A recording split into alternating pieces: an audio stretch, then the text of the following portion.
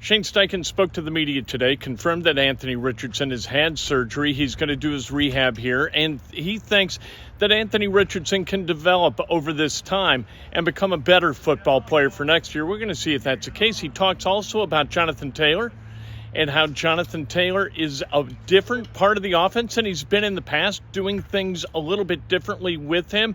Interesting stuff from Shane Steichen today. He'll come back here. Yeah. He'll be out there for a little bit. He'll come back here. Yeah. Any update on Juju Brents? He's progressing well. That's all I got for you right now. Is Gardner lobbying for more of Anthony's plays after the 2 rushing touchdowns? How about that? 2 rushing touchdowns. That sounds pretty good. He did a good job with those plays. Had an opportunity. They matched some things up, and he kept them and ran them in for a touchdown. So it was really good to see. I mean, I guess he always has the option to. And if it's an option play, he always has that option, right? I mean, depending on the play. Right. Depending on the play, he does have that option, and on both of those, he had that. Made it work. I mean, when you put it on tape, I mean, does that at least give the opponent something to think about? Do you feel like? Yeah, I think so. With anything, right? When you got a chance to, run the quarterback every once in a while, it puts it out. The defense's, scheme and stuff. So it's good. Shane, did Juju and Braden Smith practice it? They've been. Shane, again, the turnovers are an issue. Is there a balance between overemphasizing so they're thinking about it, or can you not overemphasize enough the importance of it? Yeah, there is a balance there for sure. We want our guys to make plays, but at the same time, just when you get in traffic, just an emphasis of, we got to put, have a class band, wrist belt, the elbow locked, when you're going through that traffic. That's got to be the emphasis more than anything, is when you're around, traffic, you got to protect that thing. Have you been involved in a game where you've had 4 turnovers and 1? No. I had 1 last year, lost, and then obviously 2 this year, lost. Yeah. Just curious. I don't think I have. I have to go back and look. Sorry, are you A, hockey fan, and B, if you're trying to make an unspoken symbolic gesture, I'm ruining it for you by asking you, what's with the sweatshirt? What's that? What's with the sweatshirt? Sweatshirt? Cold sweatshirt? Is that a rainbow? Yeah, that's the crucial catch. Oh, okay. Got it, Greg. I agree with whatever you're saying up there. Yeah. I got it.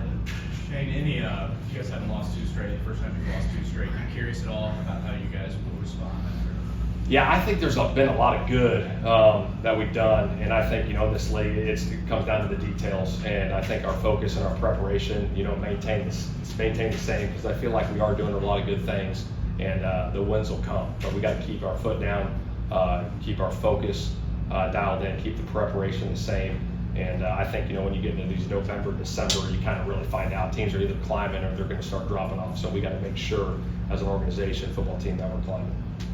What's the challenge of going against an offense that has versatile guys like Alvin Kamara and Taysom Hill?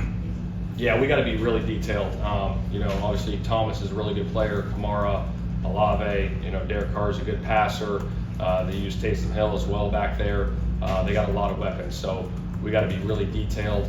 With our run fits, obviously from a coverage standpoint, 22 can run now, the guy they got over there. So we got to be detailed in everything we do. What are the loud hallmarks of their defense that you see? Well, I got a lot of respect for Dennis Allen. He's been there for a long time, and they play together. You can see, that system's been in place there for quite some time. Davis has been there for a while. Cam Jordan, Landon Lattimore's playing at a high level. They got Honey Badger.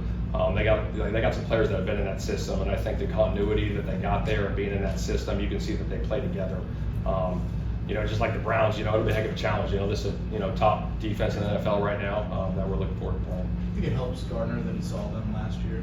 Absolutely. Anytime you go against an opponent, back-to-back years, and you kind of see how they play from a coverage technique standpoint, front standpoint, I think it gives you, some things to look at, but it definitely helps. Coach, 3 of the 4 losses have been a combined 17 points. How do you hone that message into the team? Like, you have to stick together until the end of the game because anything can happen. Yeah, I think it's what you said. In this league, you look at the league, every game comes down to the 4th quarter. These are all close games, and you got to find ways to win them at the end. And like I said, we're doing a lot of good things right now. We got to find ways to win those at the end. And the number one thing is, we say we got to protect the football, moving forward. Shane, what stood out to you just about the way that Kenny Moore defends the line?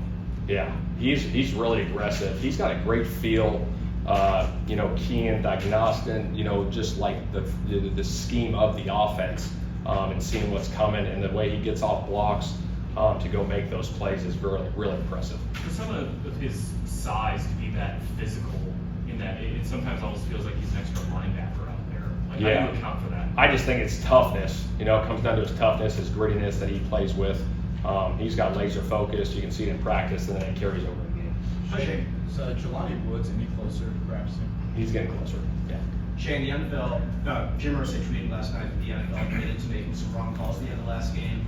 From your perspective, is it easy, is it hard to move on from something like that? And also, do you agree with your owner's assessment that the NFL should institute instant replay during the final couple minutes of games for all members? Yeah, I'll just say that you guys know the answer probably to that, and we got to move on. We got to move on to those ones.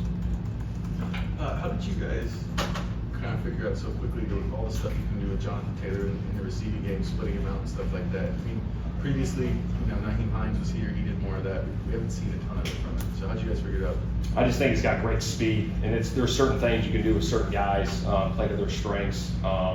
So, if we feel that there's something out there for him, we'll have it up for him. Was it something that you guys thought about in the off season, or was it just kind of once you got him in practices, it's like let's just see what this speed can do outside? Yeah, once we got him going in practice and stuff, just trying to find certain matchups, and that was it.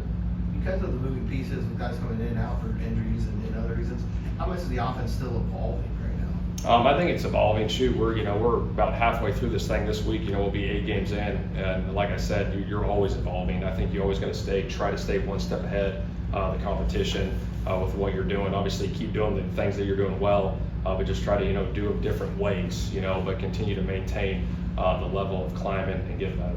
You talk about doing the things you've done well. You guys are the only offense that scored 20 points each week. There's been a lot of change in, obviously, quarterback and other injuries. Why do you think you guys have been able to at least be consistent enough to hit that mark? Well, I think the one thing, we are creating explosive plays, in the run and pass game, which has been good. So if we can continue to create those explosive plays, that's where the points come from. So we got to continue doing that. Do you think it helps, not to speak for Anthony, but just for a while, he's not going to just to have like a plan going forward now, kind of knowing what's next for him? Do you think that helps him in the recovery process? Yeah, I think so. Like I said, the biggest thing is obviously getting the rehab, getting the shoulder right, and then just staying focused, throughout the season in these meetings, still being dialed in, at practice, all those different things. And I think you can learn, during this time to become a better player for next year. Shane, I don't know, I guess you guys technically have maybe a little bit later bye than most teams. Do you change up practices as you get like 8 straight weeks into it without having the mini bye or the big bye? Yeah, I'm looking into that stuff for sure. But yeah, we will switch up some things at some point. That's Shane Steichen. He didn't like talking much about injuries, and he really doesn't like talking about the officiating, and the officiating on Sunday in particular.